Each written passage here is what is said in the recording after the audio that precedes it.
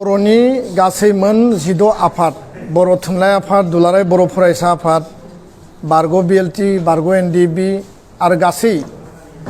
आङो जोंहा लिस्टआव दङ आं मुंखौ लाजोबनो हायाखै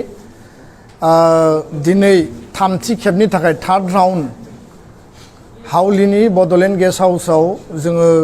जिरायदों आरो सावरायदों आरो बे गोथौ आरो गुवार सावरायनायनि उनाव दिनै जों खौरांगिरिफोरनि गेजेराव बर' माहारिनि खौसेथि आरो बर' आन्चलिकताबादि जि राजखान्थि हान्जा UPPL आरो BPF बे मोननै हान्जानि खौसेथि गोरोबलायनाय बुजाबुजिनि सायाव जोङो जि मोनसे इनिशिएटिभ लादोंमोन जि जोङो नाजादोंमोन बे इनिशिएटिभखौ लानानै जों खौरांगिरिफोरनो गुवारै फोरमायनो नागिरदों जे बयबो मिथिगौ 13 जुलाइआव आरो 3 आगस्तआव जों मोन 16 आफादा खेबनै सावरायबाय बिनि उनाव 5 आगस्तआव मोननैबो राजखान्थि दोलोनि मुरब्बि मानगोनां प्रमद बर' बिथां मानगोनां हाग्रामा महिलारि बिथां UPPL आरो BPF नि बिथांमोननो जों लाइजाम हरदोंमोन लाइजामाव लिरनाय जादोंमोन जे मोन 16 आफादा बिटिआर केन्द्रिक बर' आन्चलिकताबादि जि दल दङ बे मोननै दोलोनि गुबै गाहाय दैदेनगिरि बिथां सानैजों थोंजोङै मोन 16 आफादा जों रायलायनो लुबैयो आरो रायलायनायनि गुबै जाहोना जाहैबाय जे जोङो खौसेयै बा गोरोबलायनानै बुजाबुजियै जोङो आवगायलांनो हायो नामा बर' हारिनि थामोनथा रैखाथि जातीयताबाद आरो बिटिआरनि जि जोंनि सेल्फ डिटारमिनेसननि जि अस्तित्व जि खुंथाय अट'नमि मोनदों बेखौ जोङो जोंनि गेजेरावनो लाखिनानै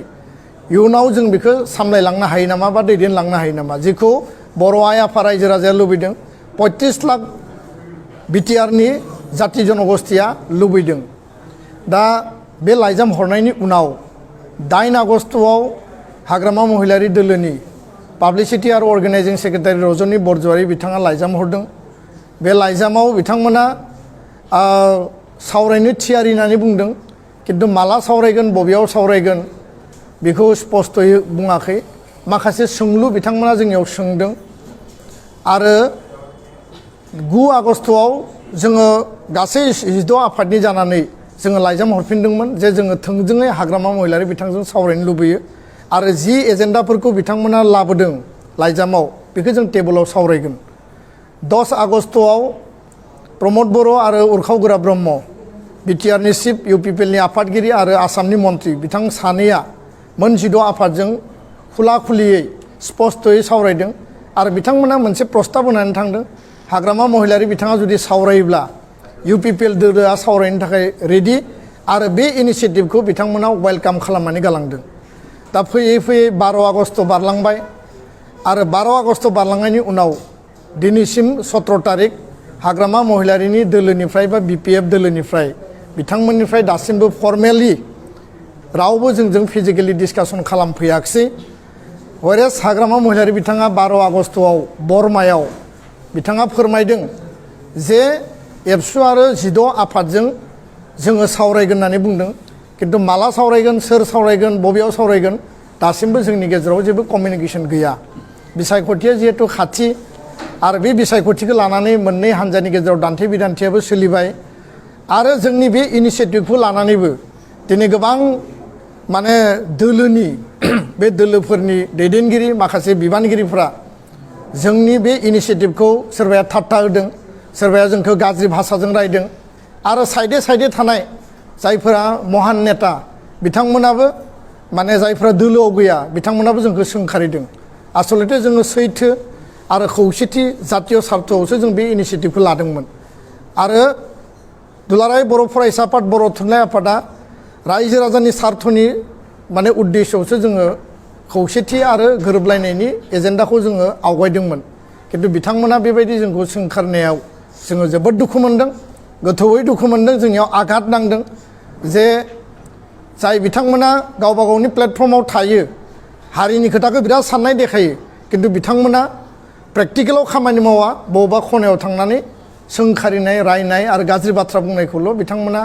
गावसोरनि थांखि आरो एजेन्डा हिसाबै लानानै थानाय बै बिबानगिरि बै मावथिफोरा बे इनिशियेटिभखौ सोंखारिनाया थारैनो आनफर्चुनेट दुर्भाग्यजनक दा खोथाया जाहैबाय दिनैनि हाउसनि गेजेरजों जोङो डिसिसन लाबाय जे नैबे जि प्रसेस बे प्रसेसखौ जोङो आपातत जों बेखौ दिनै दोनथ'बाय बे प्रसेसखौ जोङो मुभ खालामनाय नंलिया कारना जाहैबाय UPPL दोलोनि आफादगिरि प्रमद बर' बिथां आरो उरखावगोरा ब्रह्म मन्त्रि बिथाङा सावरायफैबाय पजिटिभ रेसपन्स होबाय उइलिंनेस देखायबाय आरो वेलकाम खालामबाय किन्तु BPF दोलोनिफ्राय लाइजामखौल' हरबाय बिथांमोना जोंजों फिजिकेलि सावरायासै जिहेतु मोननै आफादजों मोननै दोलोजों सावरायनांगौमोन आरो जों बुङाखै जे बेयाव 20ता गेलेगोन सरकार गारना फैनांगौ बे एजेन्डाफोरा टेबोलाव फैगोन बे खोथाखौनो रायलायनो थाखाय जों लिंहरदोंमोन बे मिडियायाव बुंनाय खोथा नङामोन किन्तु दिनै बिथांमोना जि खोथाफोरखौ मिडियायाव बुंनाङा बेखौ बुंग्रोबाय आरो टेबोलाव जों सावरायनोसो लिंहरदोंमोन बुजाबुजि जागोन ना जाया बुजाबुजिनि आधारा फर्मुलाया मा जागोन एजेन्डाया मा जागोन बे टेबोलावसो जागौमोन किन्तु बिथांमोना सावरायनो फैयासै सावरायनो फैनायनि मिनिङा बे नङा जे जों बिथांमोनखौ नारसोमगोन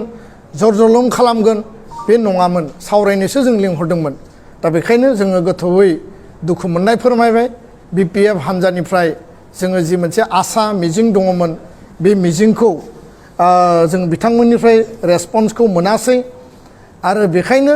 बे इनिशियेटिभखौ जोङो स्टप खालामबाय आरो हाग्रामा महिलारि बिथाङा टाइम एन्ड एगेन मिडियायाव बुंदोंमोन जे एबसुआ बिबान लानानै थांदोंमोन प्रमद बर' हाग्रामा महिलारिखौ रायलायहोनायनि एबसुआ मावफुङाखै बर' थुनलाइ आफादनो आफादगिरि मानगोनां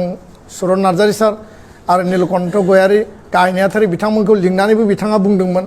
रबिराम नार्जारिखौ लिंनानै एबसुनो खिन्थाहै एबसुनो रायलायहै होननानै बुंदोंमोन मिडियायाव सेभारेल राउन्डस बिथाङा बुंबाय किन्तु दिनै बिथाङा गावनो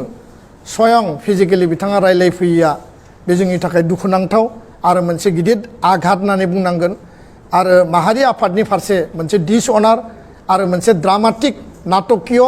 बे मोनसे माने परिस्थिति बिथाङा बे परिस्थितियाव खोथाफोरखौ बुंदोंमोन जों बेखौसो दिनै साननो बाध्य जादों जोंहा रावनिबो सायाव आक्षेप गैया रावनिबो सायाव जोङो माने बेबायदि माने गाज्रि बाथ्रा बुंनो जोङो सानाखै रायजो राजाया बिबेसना खालायगोन जे सोर रेसपन्स होखो आरो सोर रेसपन्स होआसै सोर रायलायफैखो आरो सोर रायलायफैयासै जों रायजो राजानि बर' आइ आफाया जेखौ बिराद गोसो गुदुङै नेनानै दङमोन जे खौसे जागोन जातीय अस्तित्व बिटिआरनि फिउचार जोंनि अट'नमि जोंनि सिक्स सिडिउल बिनि सार्थआव बे नेनानै थानाया दिनै थारैनो माने फाइनालि मोगथाङाव जाफुंनाय महराव फैयाखिसै रायजो राजानो जों हगारना होबाय रायजो राजाया बिनि बिबेसना खालायगोन मोननै दोलोआ रायलायगोन ना रायलाया बिनि सिद्धान्तखौ जोङो मोननै दोलोनि मुरब्बी आरो बिथांमोननि दैदेनगिरिनि कर्टआव जोङो हगारनानै होबाय आरो सिटुएशना कम्पेल खालायोबा BTC इलेक्शन जोबखांनायनि उनाव रिजाल्टआ फैनायनि उनाव जुदि बे दोलोफोरा जोंखौ खावलायोबा सिटुएशना वाइन नेसेसारि जोंखौ जुदि बाध्य खालायोबा जोङो इयुनाव इउनिटि आरो एलायन्सखौ लानानै जोङो बिबेसना खालामनो थाखाय सानफिननो थाखाय जोङो बाध्य जागोन आरो बिनि थाखाय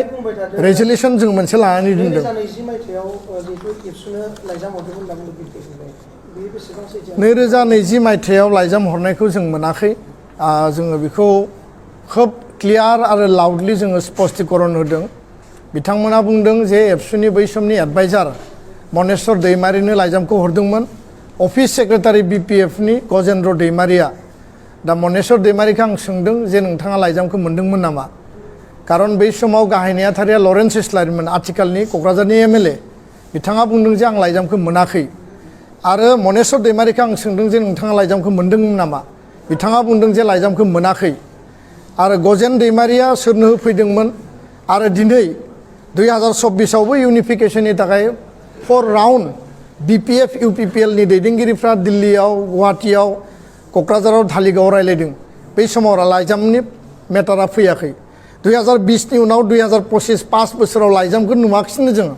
किन्तु दिनै नैबे इउनिफिकेशननि जि लाइजाम हरबाय बा एलायन्सनि जि लाइजाम हरबाय बे टाइमाव नाटकीय भाबै 23/12/2020 नि लाइजामखौ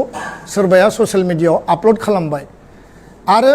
नोंथांमोना बयबो मिथिगौ 7 आरो 10 डिसेम्बराव इलेक्शन जादों 12 डिसेम्बराव काउन्टिंनि रिजाल्ट फैदों 15 डिसेम्बराव अभारटेकिं लादों